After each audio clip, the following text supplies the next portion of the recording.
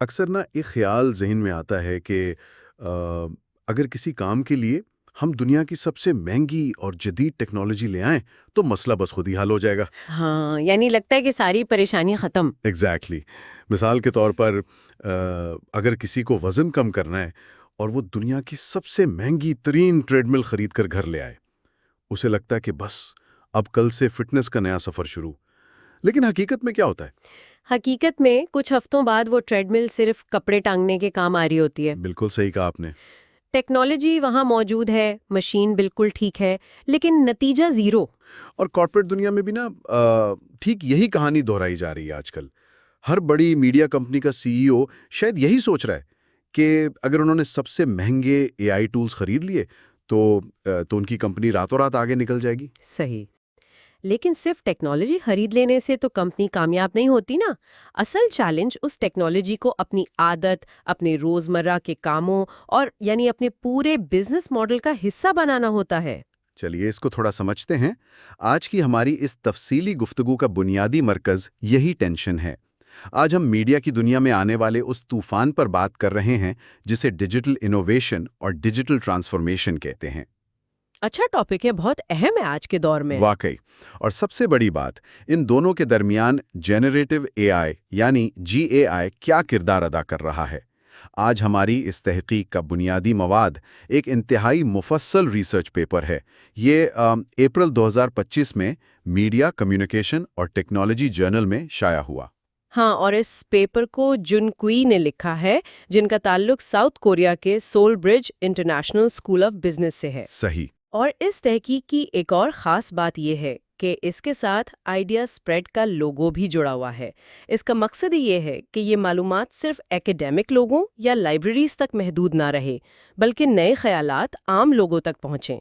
یعنی آج کی اس تحقیق کا مقصد یہ سمجھنا ہے کہ میڈیا کمپنیاں صرف نئے کھلونے خرید کر کامیاب کیسے نہیں ہوتی، بلکہ انہیں اپنے اندر ایک مکمل تبدیلی لانی پڑتی ہے۔ اور جنریٹو اے آئی اس عمل کو کس طرح کئی گنا تیز کر دیتا ہے۔ سننے والوں کو اس گفتگو سے مکمل ادراک ہوگا کہ جدید ٹیکنالوجی کو اصل میں کارپوریٹ اسٹریٹجی میں کیسے استعمال کیا جاتا ہے۔ بالکل۔ لیکن مجھے یہاں نا تھوڑی سی الجھن ہے۔ مجھے لگتا ہے لوگ عام طور پر ڈیجیٹل انوویشن اور ڈیجیٹل ٹرانسفارمیشن کو ایک ہی چیز سمجھتے ہیں۔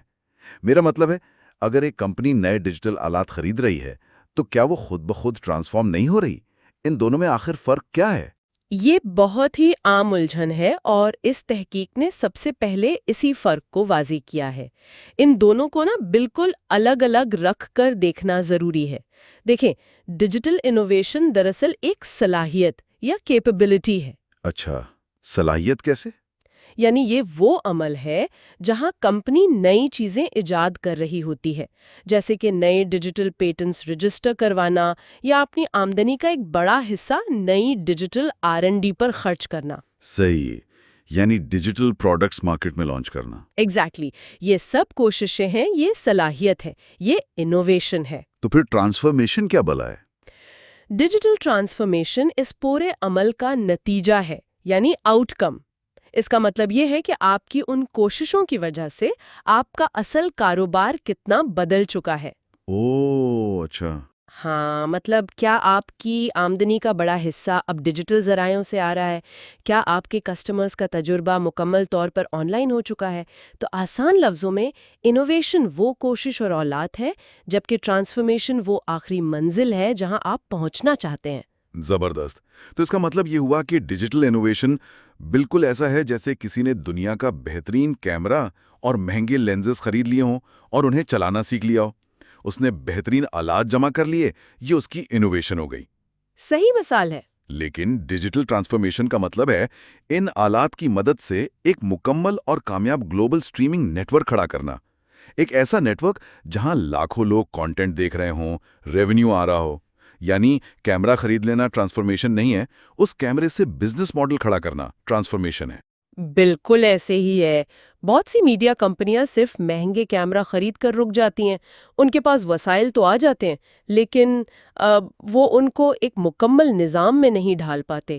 اس پیپر میں یہی بتایا گیا ہے کہ انوویشن وہ انجن ضرور ہے جو گاڑی کو چلاتا ہے، لیکن گاڑی اپنے آپ منزل تک نہیں پہنچتی۔ लेकिन एक मिनट रुकें, अगर किसी ने बेहतरीन कैमरा और आलात खरीदी लिए हैं तो नेचुरली उसके कामयाब होने के चांसेस तो ज्यादा होंगे ना।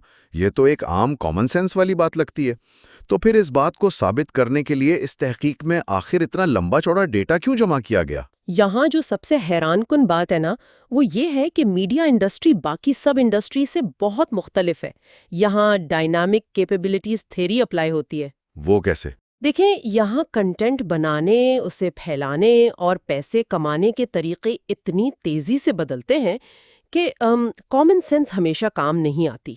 इसको ठीक से समझने के लिए मुहक्किकीन ने चाइनीज स्टॉक मार्केट से डाटा लिया, CNDRS और SMAR डेटाबेसेस से। अच्छा, चाइनीज मार्केट से? हाँ, और डेटा भी 2015 से 2022 तक का लिया गया, जिसमें 4,930 फर्म ईयर ऑब्जर्वेशंस शामिल हैं।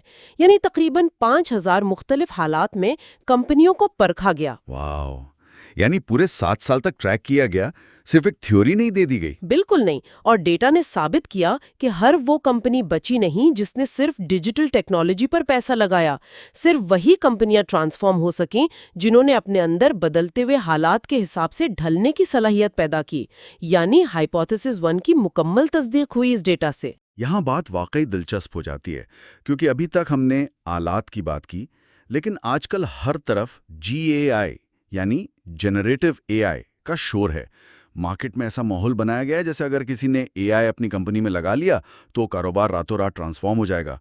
तो जब इन कंपनियों ने अपनी इनोवेशन के साथ AI को शामिल किया तो डेटा ने क्या दिखाया? यहाँ पेपर एक बहुत अलग और ज़रूरी बात करता है। डेटा के मुताबिक GAI कोई इंडिपेंडेंट जादू की छड़ी नहीं है, बल्कि ये एक मॉडरेटर है। मॉडरेटर? यानी एक ऐसा अनासिर जो रिएक्शन को तेज या कम करता है। एग्जैक्टली। पेपर ने इसको नापने के लिए देखा कि कंपनियां GI पर कितना खर्च कर रही हैं और टेक्सचुअल एनालिसिस के जरिए देखा कि एनुअल रिपोर्ट्स में GI का जिक्र कितना है। उन्होंने एक AI मैच्योरिटी इंडेक्स भी बनाया और नतीजा ये निकला कि GI तभी काम करता है जब बुनियाद पहले से ठीक हो। अगर मैं इसको एक आसान मिसाल से समझाऊं तो इसका मतलब ये है कि GAI आग में घी का काम करता है। अगर किसी मीडिया कंपनी में पहले से डिजिटल इनोवेशन की सलाहियत मौजूद है तो GAI इस सलाहियत को कई गुना एम्पलीफाई कर देता है। बिल्कुल सही।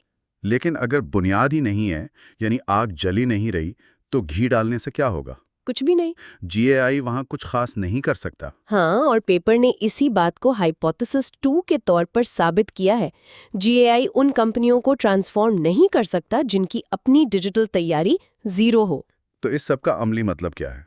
यानी किसी कंपनी के अंदर आखिर ऐसी क्या तब्दीली आती है कि इनोवेशन और GAI मिलकर कंपनी की किस्मत बदल देते हैं? ये जादू बैकएंड पर होता कैसे? अच्छा, इसके लिए पेपर के मैकेनिज्म एनालिसिस वाले हिस्से में टेबल 4 में 2 बुनियादी रास्ते या पाथवेज बताए गए हैं। जब AI और इनोवेशन मिलते हैं तो 2 चीजें होती हैं। पहली है इंफॉर्मेशन प्रोसेसिंग कैपेबिलिटीज, यानी डेटा को फौरन समझने और इस्तेमाल करने की सलाहियत। एग्जैक्टली। और दूसरा रास्ता है ऑर्गेनाइजेशनल लर्निंग, यानी पूरी कंपनी का नए हालात से मुसलसल सीखना और अपने आप को नए माहौल के हिसाब से ढलना। यानी हम कह सकते हैं कि डिजिटल इनोवेशन और GAI मिलकर एक कंपनी को एक सुपर ब्रेन दे देते हैं। एक तरफ उनका नर्वस सिस्टम यानी इंफॉर्मेशन प्रोसेसिंग इतना तेज हो जाता है कि वो लाखों कस्टमर्स का डेटा फौरन समझ लेते हैं। हाँ, फौरन पता चल जाता है कि व्यूअर क्या देख रहा है, कहाँ बोर हो रहा है। और दूसरी तरफ उनकी सीखने की सलाहियत यानी ऑर्गेनाइजेशनल लर्निंग उन्हें पुरानी गलतियों से फौरन सबक हासिल करने में मदद देती है, तो वो अपनी प्रोडक्शन या मार्केटिंग उसी वक्त ठीक कर लेते हैं। बिल्कुल, और यही वो अमल है जो इन्हें दूसरी आम कंपनियों से आगे ले जाता है। ये लगातार सीखने का अमल ही असल ट्रांसफॉर्मेशन लाता है। ये बातें थ्योरी में तो बड़ी ज़बरदस्त लगती हैं, लेकिन इस तहकीक का फ़ायदा सिर्फ किताबों तक तो महदूद नहीं होना चाहिए ना। सुनने वालों के लिए इसमें क्या असबाक हैं, चाहे वो मीडिया में हो, टेक में हो या सिर्फ आज की डिजिटल इकोनॉमी को समझना चाहते हो। इसके लिए पेपर में 5 अहम सिफारिशात या पॉलिसी रिकमेंडेशंस बयान की गई हैं, जो बहुत प्रैक्टिकल हैं।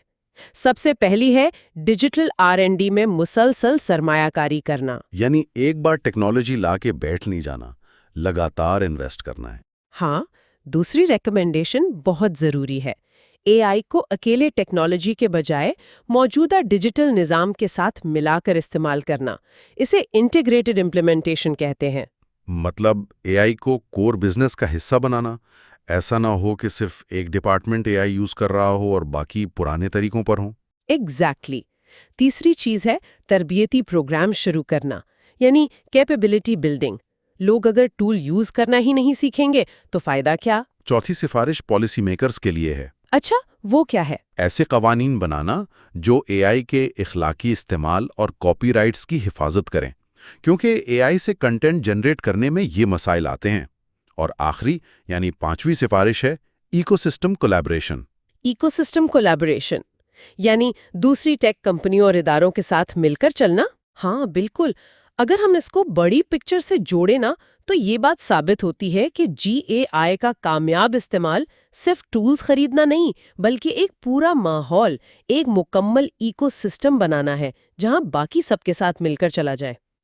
تو اگر اس پوری گہری تحقیق کا نچوڑ پیش کیا جائے تو بات بہت واضح ہے۔